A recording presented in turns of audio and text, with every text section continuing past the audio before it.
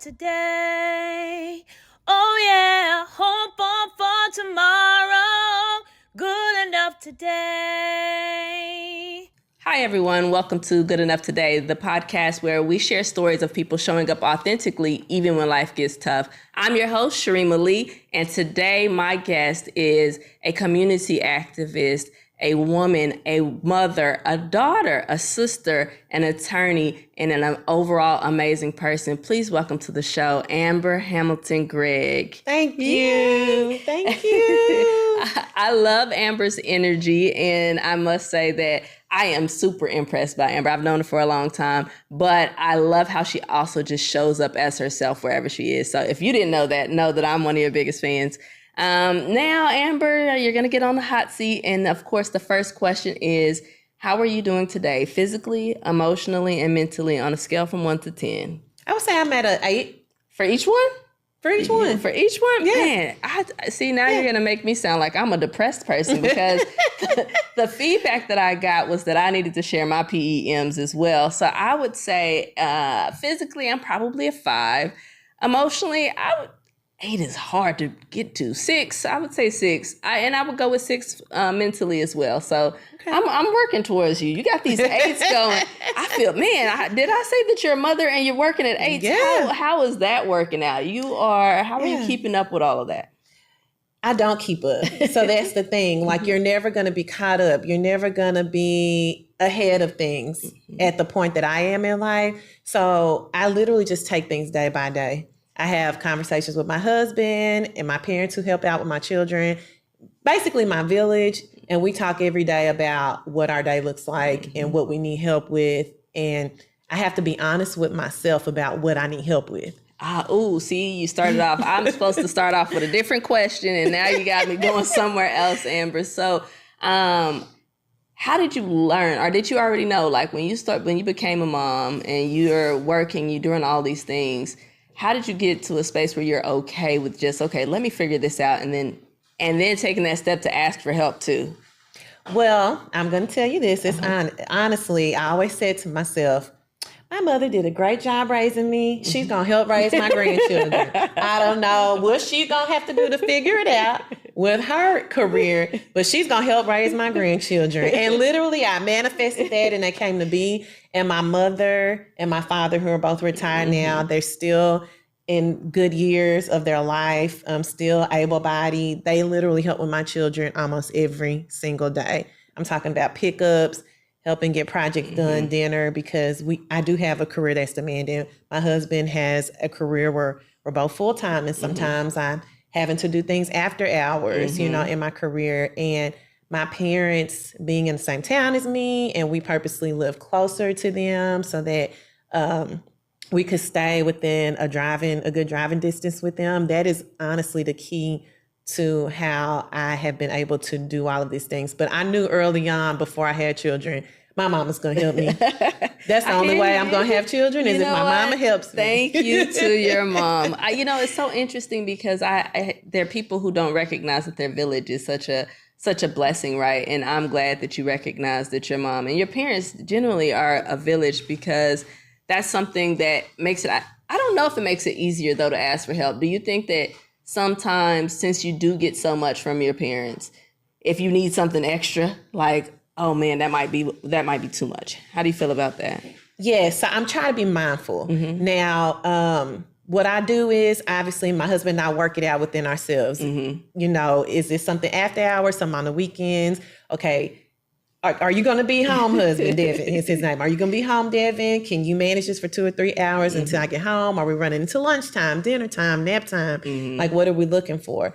Now, if it's something where both of us are not going to be available for some reason, then I will on the weekend, text my mom or dad as soon as possible, and we'll talk about, are you available? Because I have to be mindful of my parents and their quiet time and their marriage and them having some me time after helping with my kids a lot of time during the week. So it's a combination of both, of where I say, no, I don't want to, ask too much of them because they helped out so much maybe on this day or that day.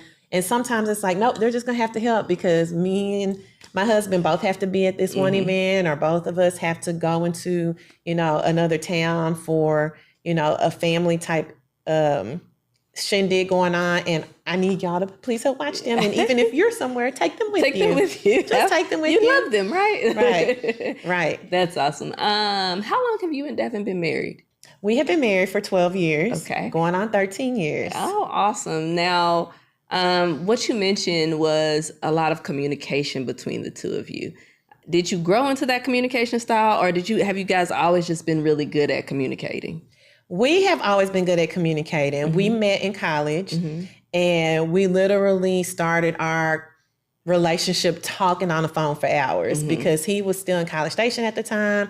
I was doing an internship in Dallas at the time. Mm-hmm. We started dating. And so we were somewhat long distance. Mm-hmm. I mean, a driving distance away. I could get on the bus, which I did a few times, but still not, I can come 10 minutes, I'll meet you at a restaurant or a coffee mm-hmm. shop, right? So we had literally established communication early on where we called each other in our downtime, or we made time, when I was done with my internship, and we would stay on the phone for 2 or 3 hours mm-hmm. talking about just funny things, mm-hmm. music we liked, movies we liked, other interests. So we make it a point to, when the kids are asleep now, mm-hmm. to try to meet back up in our living room, or sometimes I even just call him on the phone mm-hmm. if he's in another room and I'm still in one room trying to make sure the kids stay asleep, mm-hmm. and we'll just talk on the phone. Or we talk at lunchtime, things like that. There's a concerted effort to actually make sure that you're still communicating. That's great. I'm going to go back because I'll forget, and I need to ask you, what's bringing you joy right now? That's a good one. I feel like sometimes just having seasons of quietness. So we're in a different season now. Mm-hmm. We just enter fall. Mm-hmm. And I love that I feel a change with the different seasons mm-hmm. as well, because it's a reminder for me, whatever wasn't working for you in the summer, mm-hmm. and like when the seasons change with the fall, leaves will change their colors, and some leaves will fall onto the ground mm-hmm. because it's making room for new things to come Absolutely. In. You're blossoming and blooming into something else eventually in the spring, right? So different seasons bring different things, but the fall is a reminder for me to just sometimes enjoy the quietness. So time to yourself. I've done a lot of that. I feel like entering into this season mm-hmm. of where I have booked spa days, or I'm like, okay, I'm going to go to a good steakhouse, for lunch and meet up with a colleague mm-hmm. that I've been wanting to see for a while. I make time to do things for myself because I'm always juggling the kids, my husband. What do I need to do for work? What do I need to do after work with, different organizations that I'm on boards for? And there are times where I'm like, no, I can't make it this week. This is going to be a week of me just doing things with my family, mm-hmm. doing things with my kids, my husband, or doing something for myself. Oh man, you just opened up a big door. Sorry for you. But do you ever feel guilty about taking time for yourself and doing what you need in that moment? Not at all. Not at all. I don't, because if I'm not good, mm-hmm. how can I possibly pour anything into anybody else if I have not poured into myself? I had a feeling you would answer that question that way. But the real question is that something that you've always done, or did you grow into that? I feel like it's something that your body tells you have to do. Mm-hmm. So even if you don't realize you're not doing it, I've gotten to the point as I've aged, mm-hmm. right, and I've matured, that my body will literally tell me, no, you're going to actually lay down today. You're mm-hmm. not going anywhere. Mm-hmm. My body will tell me when it's tired. It'll show signs to me of when my vitamin D is low, for mm-hmm. example, or there are times I need to sit and meditate because I feel like my oxygen levels aren't where they need to be. Mm-hmm. So my muscles start feeling type of way. My body tells me when it's getting into stress mode. And how do you know exactly what you need? I know you said, your vitamin D will be low, but what if it's like, I need time with someone else, right? Other than my family, I need to get out. What are the signs that you feel or you see where you're like, you know what?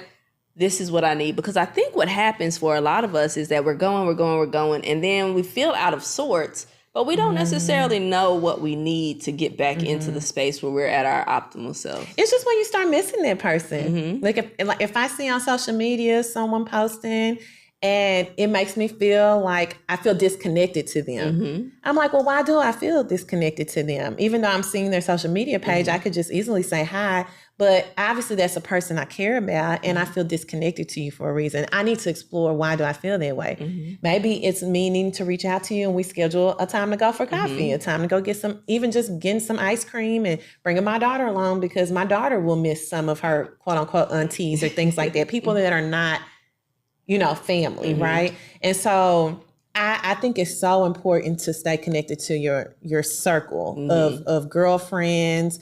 I think it's important to even go to collegial events where there's other like-minded people, some similarly situated, some not, right? I think it's so important that you continue to do things like that because you do need to be around other people than just your family. Absolutely. It's so interesting because I am the exact opposite, right? I try to stay away from as many people as possible because I'm more of an introvert, right? And because I'm an introvert, I sometimes discount the importance of the community, right?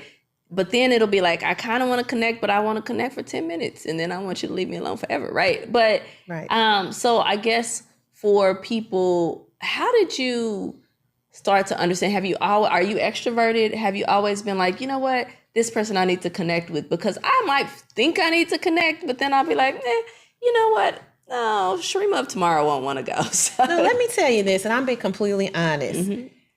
There are times where, yes, I say yes to things. And then I get to having to, now it's time to do my makeup, do my hair. And I'm like, I just want to binge watch, sit here and binge watch something in bed. I don't want to go to this.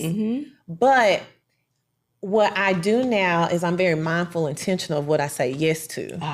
That's the difference because now I'm in a space where I'm wiser, I'm more mature, I have a family. And so if I'm going to be away from my family and away from my husband, it needs to be for a purpose that is very intentional and aligned with, what God has in store for me. So if it's not something that is aligned with that relationship I have with God or a purpose of creating some type of impact, then I'm not going to do it anymore. I used to be in a space, especially when I first started my career, you feel like you have to meet these people and you have to become this person. Yes. And, you have to be so many things. And, once you find your way through your journey and navigate through your own journey of your becoming whoever God has meant for you to be, then you no longer do those things. You no longer say yes to things that don't align with your purpose. Okay, so see,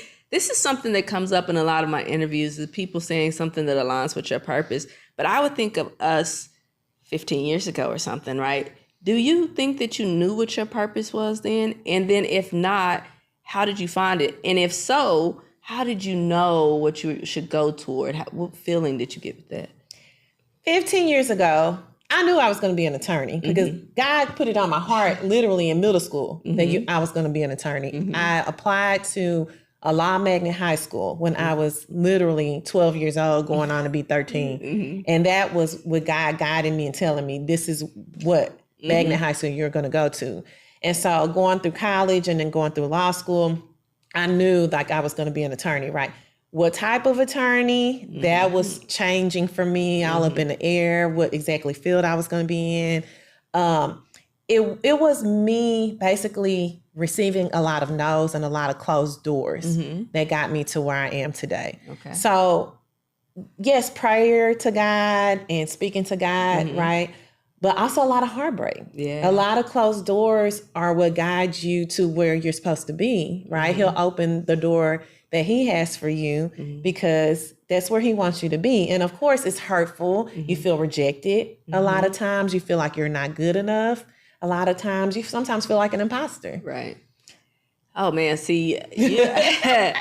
Okay, Amber. All right. You want to do it? Let's do it. So early on in your career, you're feeling like you have to be something different, right? You have to, and I am guilty of this too.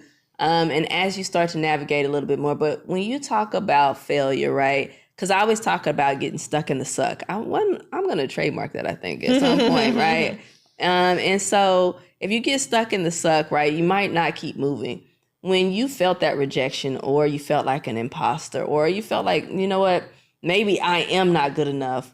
How did you keep from getting stuck in that suck, and what did you do to continue to move forward?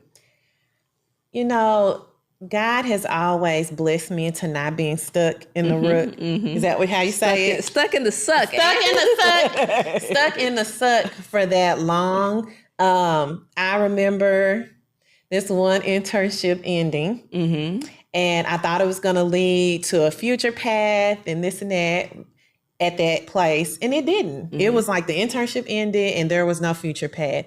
And I remember just feeling very sad and feeling a feeling of rejection, like, well, why didn't I get offered this position to keep going forward? But what I didn't know, and I couldn't have known, is what God was orchestrating, right, behind the scenes. Because had I not got that rejection, it wouldn't have led to me literally just a week or two later getting a call that, hey, I have an opening at this law firm and I need somebody ASAP because someone's going on maternity leave. And had I obviously started or continued forward with that other internship, it wouldn't have led me to that. And it's hard when you get into those places to see the light, right? Because you have to trust, and it's just through your faith. You have to trust that God is going to bring you out. You don't know the day, you don't know the time when the light will shine. But what I do now is I look back on all the times, even through high school times, where I felt low, where I felt sad, or someone hurt me, or I felt disappointed. And I remember that I was okay, that God brought me out. So now I'm a living testimony in my own way to anybody. And I remind myself, you need to remember where you came from, sis. Look what God brought you through. And he's going to always do that because he's here for you. He's merciful. He's good.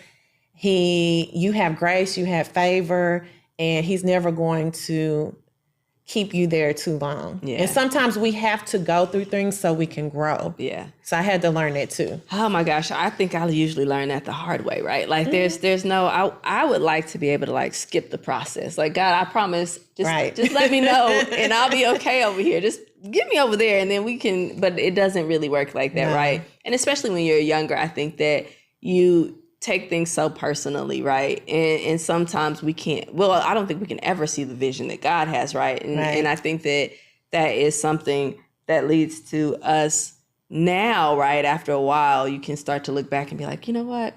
I'm okay. Even though I know that when you're in the storm, it doesn't feel that way. Right, absolutely. Now, we talk about showing up authentically. And one thing that I didn't mention, I actually don't think that I mentioned that you were a wife. Sorry, Devin. No, for sure that I did not mean to exclude you. But I didn't also mention how you are so invested in empowering other people. And I wonder, where does that come from? Why is that important to you?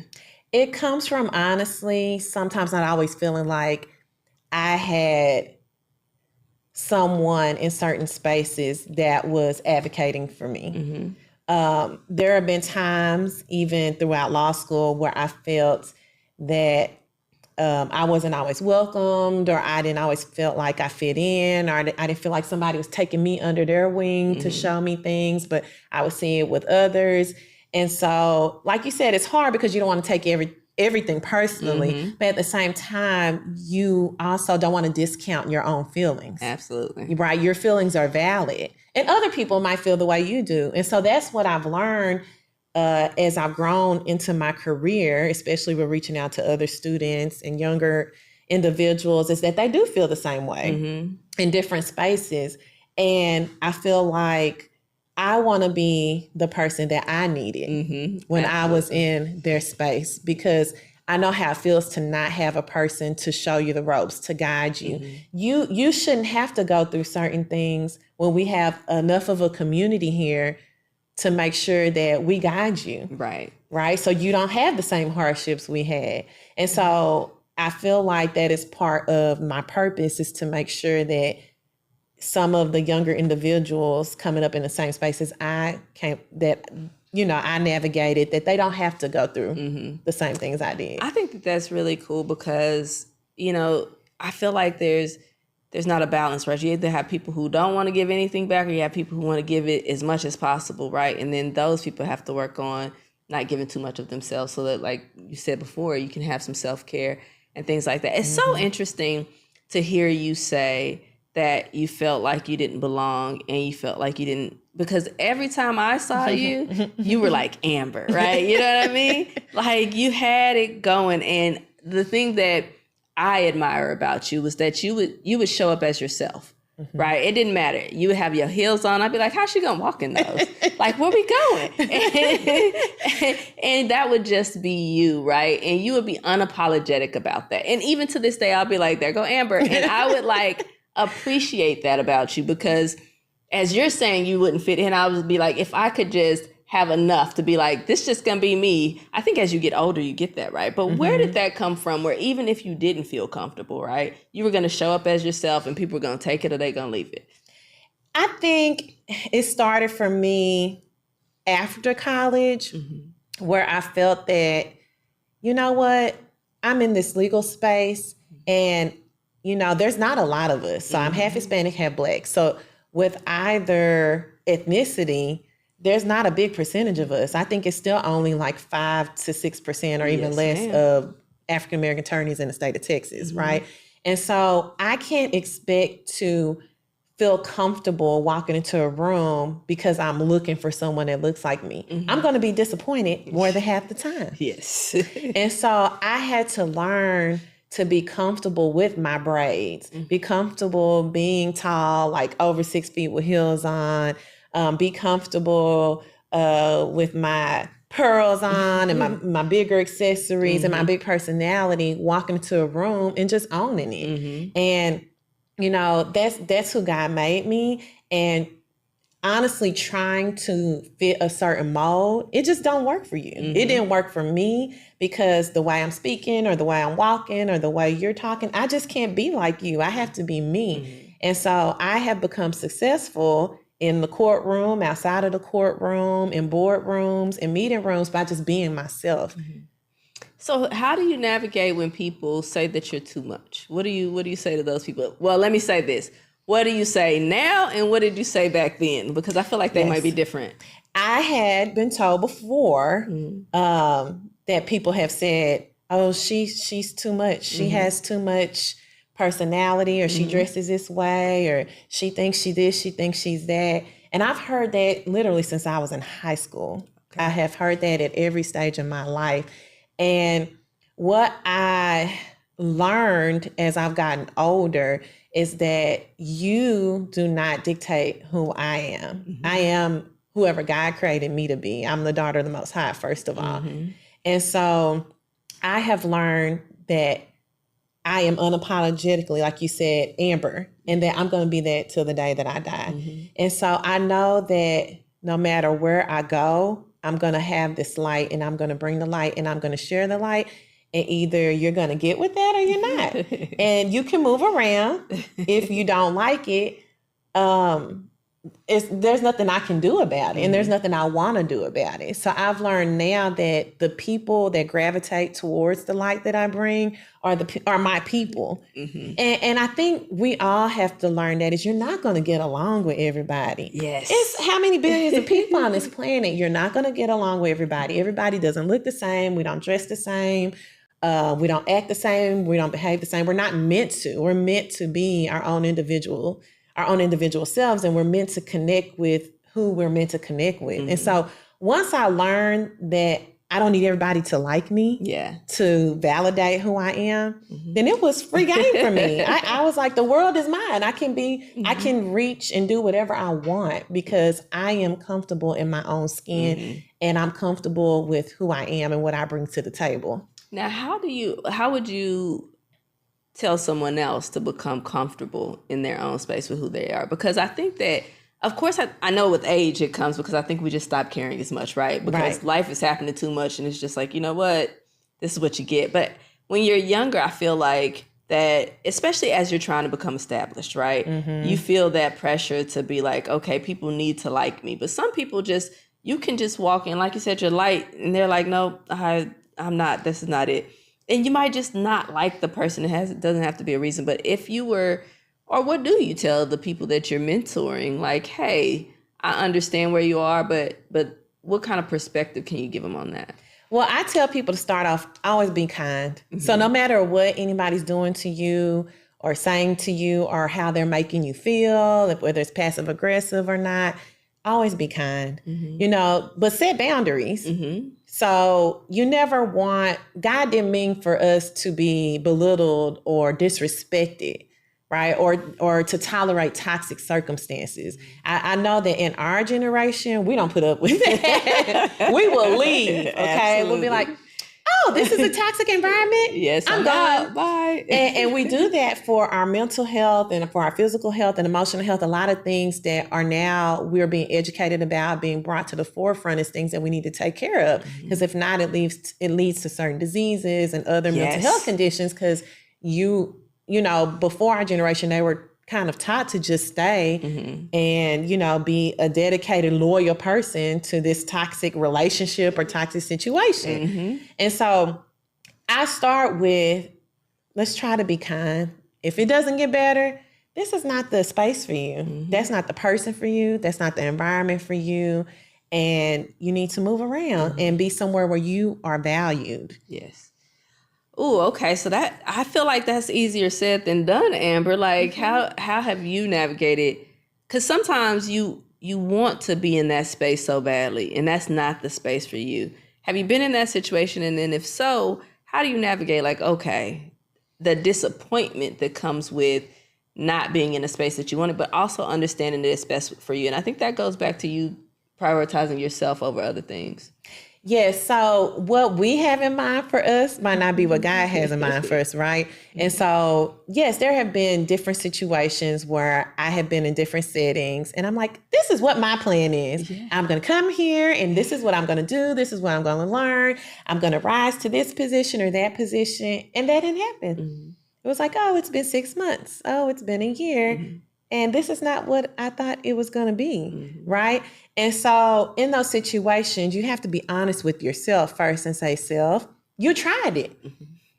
You tried, and there's nothing wrong with that. Take what you've learned, apply it to the next position that you're going to be in. So I think that's key is that wherever our stop is at the moment in our journey in life, learn from that stop. Because that's not your last stop. Eventually, God reveals to you, I have something else in store for you. But what did you learn? He had you there for a reason, whether it was to meet other people, whether it was to learn a skill set and move on to something else. Maybe it was for you to create impact in that certain stop for some reason. But now he wants you to create impact for another stop. That's what we have to realize as we move forward in the journey of life. So, you are a very faithful person. I say I'm a faithful person too, but I'll be lying because let me tell you, the journey of walking in that faith, right, is difficult for me because I'm stubborn. I'm like, God, are you sure? Because maybe you wanted to, let me help you, God, right? And so for you, how do you just remain faithful and say, you know what, I'm going to have faith and keep on moving? And are there times where you're like, this is tough? And what do you say to yourself to keep it going in that way? I don't have this capacity in me to not be faithful. I have children that I have to pray over every day. I have a husband I have to pray over.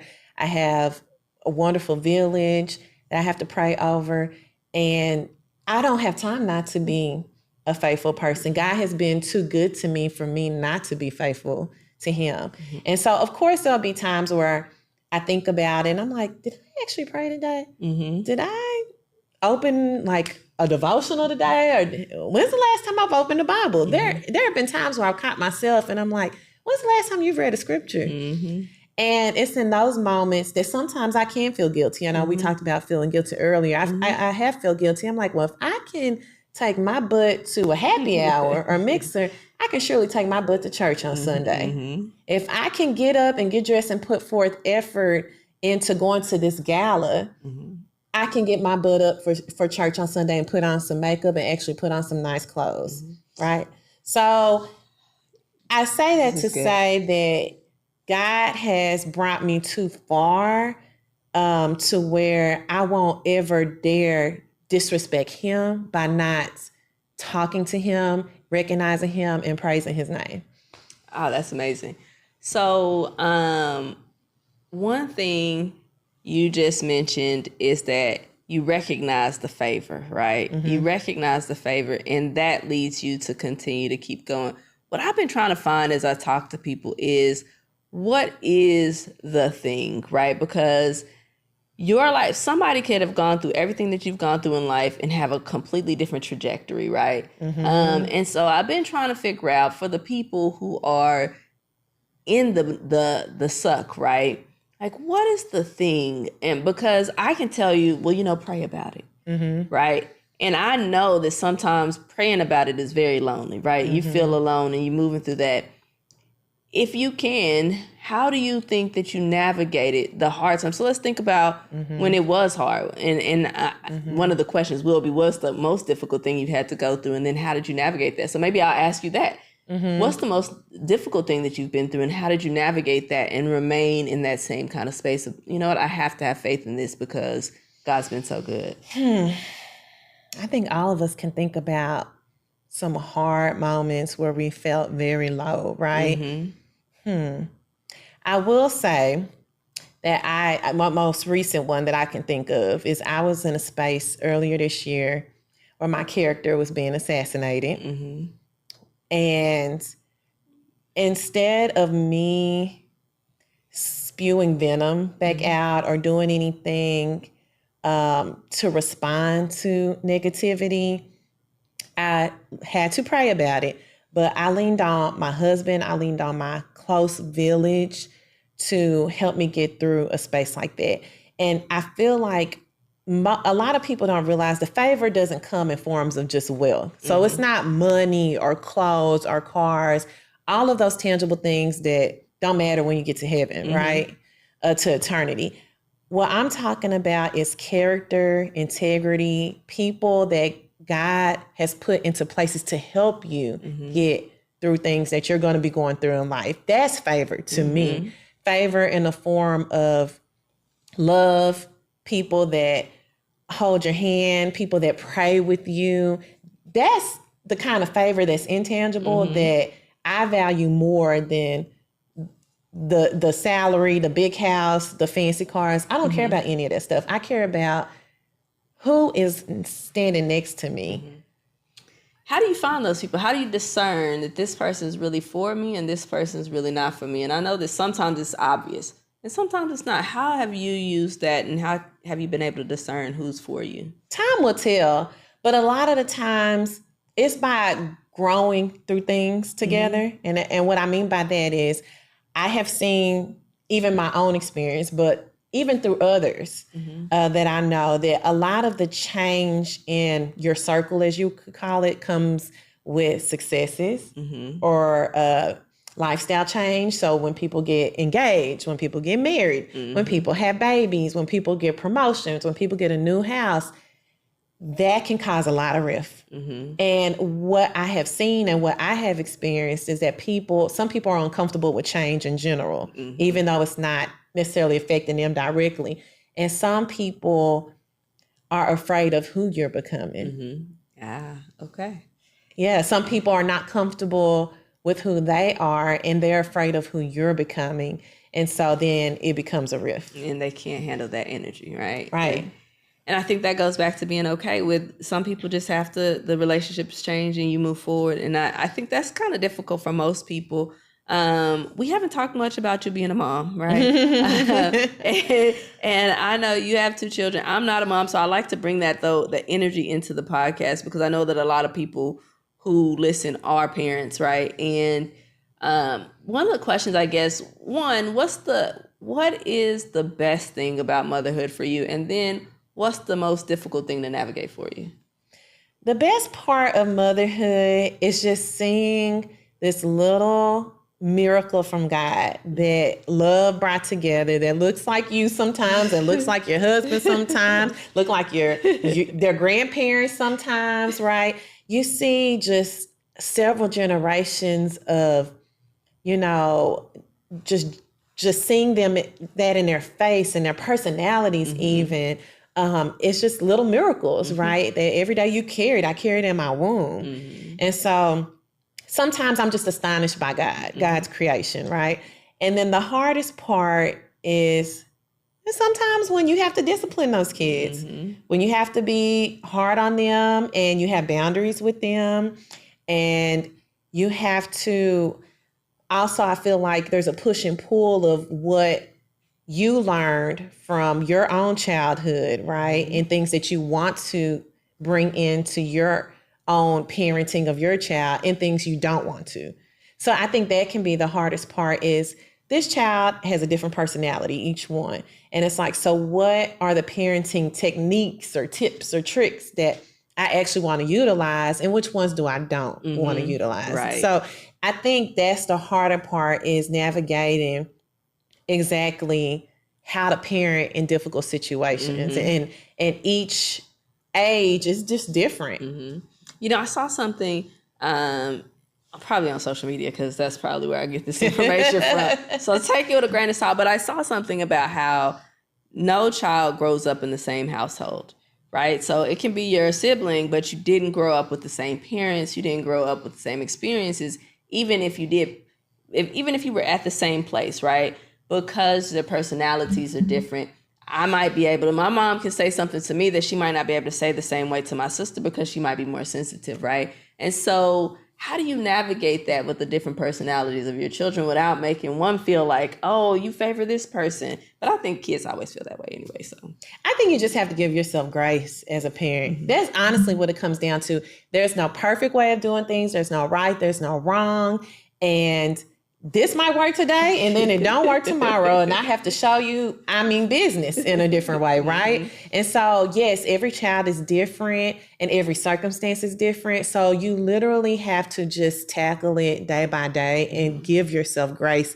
That, you know, I tell people I don't live with regrets, because I do my best with the information I have at the time on that day, right? I don't have a magic 8-ball to ask, how do I handle this situation? I do the best that I can with the information I have at the time. And I just give myself grace, because I haven't been a parent before, you know, my first child. And so these are our kids, and you lead with love, you lead with grace. And if there's ever a point where I feel like love wasn't involved in that discipline, or, you know, me addressing the situation, that's where I need to step back. Because now, am I upset? Am I angry? Am I trying to hurt? What is the goal here? I need to make sure I'm always leading with love. Right. No, I think that's interesting, because when you see adults who have different issues, I think a lot of it is because it didn't come from a place of love. And that's one of the things that I'm trying to change as well, because sometimes, you know, your intention might be different, but it can be expressed in a way that is not what you intended it to be. So I think that's really, really good that you're leading with love with your children. I also think it's so crazy, because I knew you before you were a mom, right? And so it's like, oh, Amber has kids. This is so interesting. But one of the things that you've talked about throughout this is giving yourself grace and being okay with not necessarily being perfect. How have you learned to be more great, give yourself more grace? I've learned by not being able to do everything, simply. I mean, I don't know how many times I know we as moms, especially growing up in this economy and this troublesome world we're living in, where we have to say, I'm not going to be able to make dinner today. So are we going to Cece's or are we going to Wendy's today? Which one is it? Because I'm not going to be able to cook. I have to finish a project, or we have to take the kids to basketball or dance today, and I just won't be able to cook. So it's just a lot of you being honest with yourself, that there's this misconception that you're a superwoman. Like some people say, you're a superwoman, you're everywhere, you do everything. I'm not superwoman. I have a super village. It's different. I have a village. I wouldn't be able to do half the things that I do outside of my family obligations if it wasn't for the village I have to help me. And so I am thankful for that village, that they have allowed me to, and they've seen the value in me pouring into other things outside of my house. Because I know my husband has told me before when he meets people in the community and just law school students that I've mentored and given scholarships out to, and when he gets to meet them, coming to events with me, he says, how could I ever have an issue with you doing this? Mm-hmm. Look at the impact you've created. Look at the legacy. Like, look at the change you're making. You're a difference maker. And so for me, that makes all the difference. Mm-hmm. That I'm showing my son. I now take my son to legal events with me because he thinks he wants to be an attorney or a judge one day. And so I'm showing him what's possible. And I'm showing, just through my life, I'm showing my kids, you know, you don't have to limit yourself to a certain title. I'm not just a wife. I'm not just a mom. I feel like God created me to be more than just that. And there's nothing wrong with being a wife. There's nothing wrong with just being a mom if that's what you feel like you were created to be and where your purpose is at that time. But that's not what my purpose is. My purpose is to be all the things. Absolutely. And I think that some people get hung up in the, like, you have to give and take, but there's going to be sacrifice with whatever you choose, right? Even being a wife and a mom, right? There's going to be sacrifice somewhere in that as well. One thing that I didn't touch on is how you got to law school, because I feel like people hear that you go to law school and they feel like that you were wealthy, right? Like your parents must have had some money and that's how you got to law school, right? So talk a little bit about how you ended up in law school and your journey from there, because I think it's important for people to understand that it's not easy. Like we all have a journey to get into there, and then I think we have ways, right, to make it work. So how did you make that work? That's a good question. So when I went to Law Magnet High School, I knew that I wanted to go to college, and I wasn't sure if I wanted to major in political science, which is what most people equate to like the most type of legal degree you can get. It was between the University of Texas, SMU, Southern Methodist University, and Texas A&M, where I was going to eventually go. I graduated in the top 4 of my class. And so I got into all of those schools. And then at that point, it came down to major and whether you were going to give me scholarship funds or not. My parents were both educators, very hard workers, but I had a sister that was literally a year ahead of me that was in college at the time. So there wasn't just I didn't have a trust fund. I didn't have an educational fund for me to just have at my access, you know, to use at my leisure. And so I knew that I needed to get scholarships. So my junior year and my senior year, I was going into the office because there was no internet, you know, at the time, and just Google scholarships for juniors and so seniors. Much older, but yeah. Now so much simpler. But I had to go to the lobby of my high school and look to see in this bookshelf area, what flyers do they have or packets do they have this week for scholarships. And so I would do that. And luckily I did have some friends that were really competitive and really cared about their rankings and, you know, scholarships and things of that nature. So you naturally have inclination to do that too. Yeah.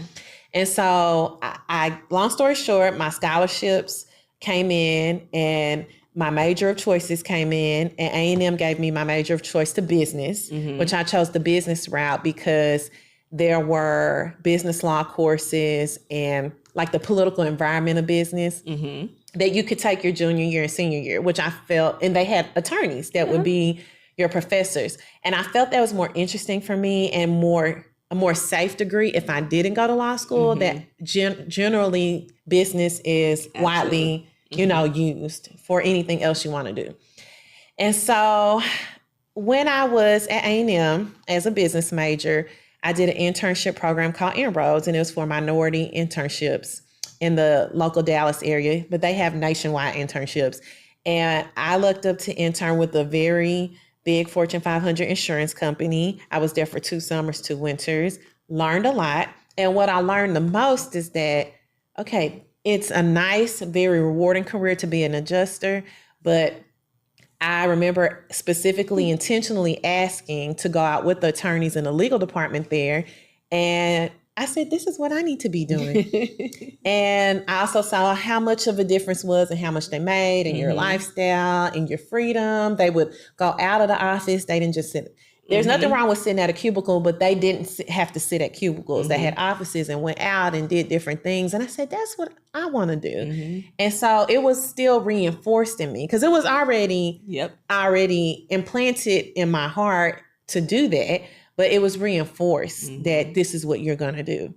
And so after graduating, I had applied to different law schools in Texas and ultimately chose Texas Wesleyan School of Law, which is now A&M, because of the scholarships. I received a few scholarships to go there, and it was ultimately the best decision. We met each other. Absolutely. We're friends and doing this show.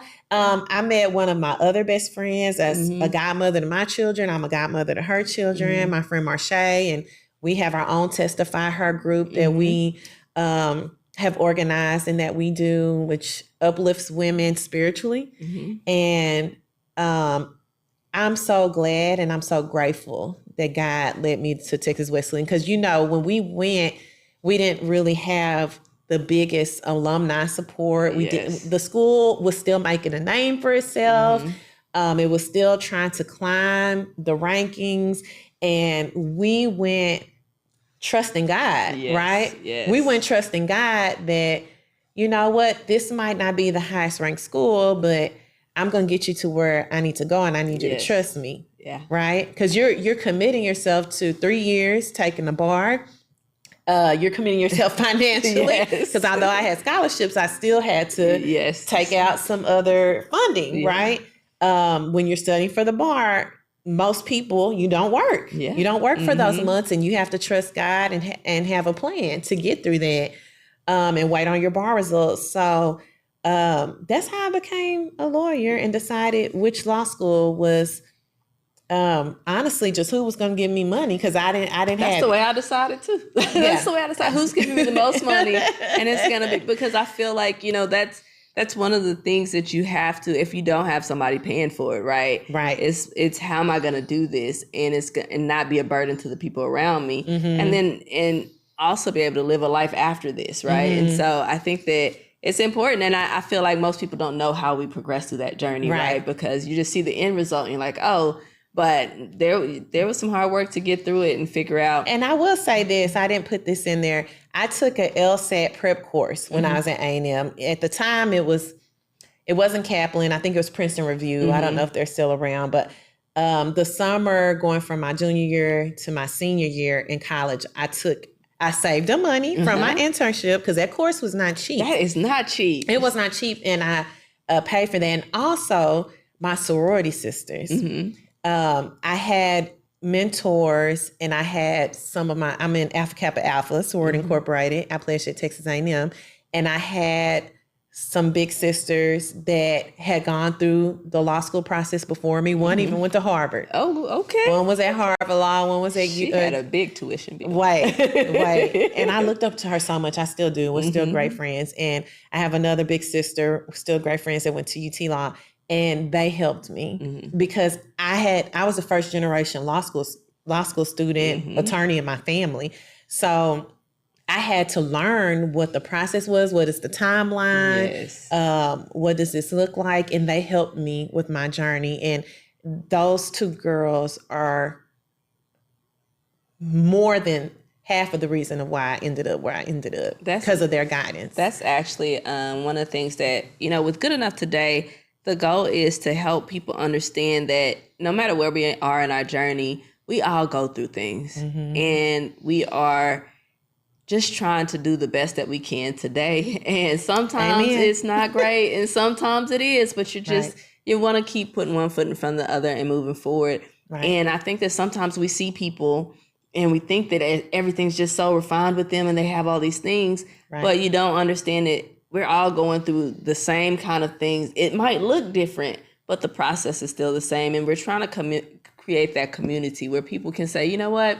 All right, I deserve to be here. And we want you to be here and to keep going, because your grace can be on the other side. Your miracle can be on the other side of the storm. And if you stop now, you're doing yourself a disservice. So I do appreciate you being here. But I also I don't want to forget to talk about Testify Her. Yes. Because I know that you have that. I want you to be able to put a plug in for that and all the amazing things that you're doing. So how can people be involved? How can they donate? What can they do for you? So Testify Hers, we are actually going to be coming up with some new workshops this coming year for the holidays. We had to put it on pause for a little bit because my co-organizer, co-host, co-partner in that, Marche Ewu, she had her fourth child. So she had twins. And she's an attorney. So she has a 13-year-old, she has twins that turned 2 this year, and then she had a miracle 4th child. God bless you, Marche. So her hands were full, and we talked about it. We said, okay, we're gonna just give this a break for now, and then when you feel ready, right? When you feel ready, let's do this. So this winter, going into spring, we're going to be having some new events. We have done vision boarding. We have done things, whether it's crafting or serving in community, that are with a purpose. A lot of things that we do are to uplift each other. A lot of us are young professional women just trying to navigate just life circumstances by having encouraging, prayerful type events. And so we do have an Instagram, we do have a YouTube, and we're under Testify Hers with the HERS. Perfect. And we came up with that because we're both attorneys, and she is a plaintiff litigation attorney.